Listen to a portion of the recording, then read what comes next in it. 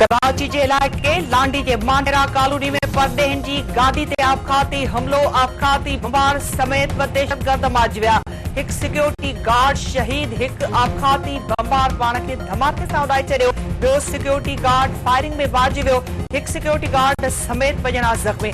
मारिजी वियल हिक दहशतगर्द जी पंजगूर वासी सोहेल अहमद तौर सुञाणप। इंचार्ज सीटीटी राजा उमर ख़ताब जो चवणु आहे त सिक्योरिटी गार्ड फायरिंग करे आपघाती हमलो नाकाम बणायो आहे। आपघाती हमले में समूरा परदेही महफूज़ आहिनि। चीनी शहरनि समेत परदेही की हिफ़ाज़त लाइ एसओपी ते सख़्तीअ सां अमल करण जी हिदायत। आईजी सिंध गुलाम नबी मेमण जी सदारत हेठि आला सतही इजलास चीनी शहरनि जी सिक्योरिटी इंतज़ामनि बाबति जाइज़ो। आईजी सिंध गुलाम नबी मेमण जो चवणु आहे त पुलिस जी बहितरीन ऐं वक़्ताई ते अमले सबबि मानसेरा हमलो नाकाम थियो आहे। सिंध पुलिस ऐं इदारा दहशतगर्दी खे मुंहुं ॾियण लाइ अलर्ट आहिनि।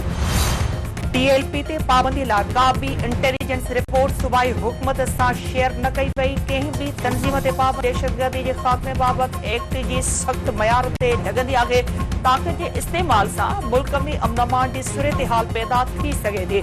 वज़ीर आज़म शहबाज शरीफ जो फैज़ाबाद धरणे कमीशन खे बयान। कौमी असेंबली में वफ़ाक़ी वज़ीर अता तारड़ जी तकरीर दौरान मुखालिफ़ धुर जो हंगामो, नारेबाज़ी। शर्मिला फारूकी खे ॻाल्हाइण जी इजाज़त न मिलण ते बिलावल भुट्टो ज़रदारी समेत पीपी मेंबरनि जो ऐवान मां अलामती वॉकआउट। सदर आसिफ अली ज़रदारी जी ख़िताब दौरान गोड़ करण ते जमशेद दस्ते ऐं इकबाल अहमद खान जी मेंबरशिप मुतल। आज़म नज़ीर तारड़ जो चवणु आहे त दहशतगर्दनि सां कंहिं भी क़िस्म जूं ॻाल्हियूं न थींदियूं। सिर जो जवाब पत्थर सां ॾिनो वेंदो। पीटीआई हुकूमत दहशतगर्दनि खे ॿीहर मुल्क में आबाद कयो।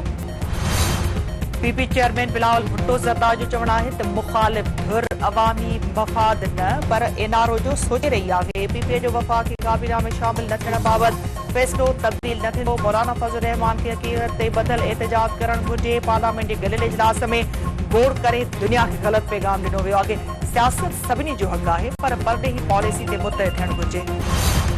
बलोचिस्तान जी चोॾहं रुकनी काबीना कसम खणी वरितो। सरदार अब्दुर्रहमान खेतरा, नूर मोहम्मद दमड़, आसिम कुर्द, शोएब नौशेरवानी, राहिला दुरानी ऐं सलीम खोसा शामिल। सादिक उमरानी, ज़हूर बुलेदी, अली मदद जतक, बख्त काकड़, सरदार सरफराज डोंगी ऐं फैसल जमाली भी कसम खयो। सरफराज बुके जो चवणु आहे त करप्शन जे ख़ात्मे लाइ हर मुमकिन क़दम खणा वेंदा।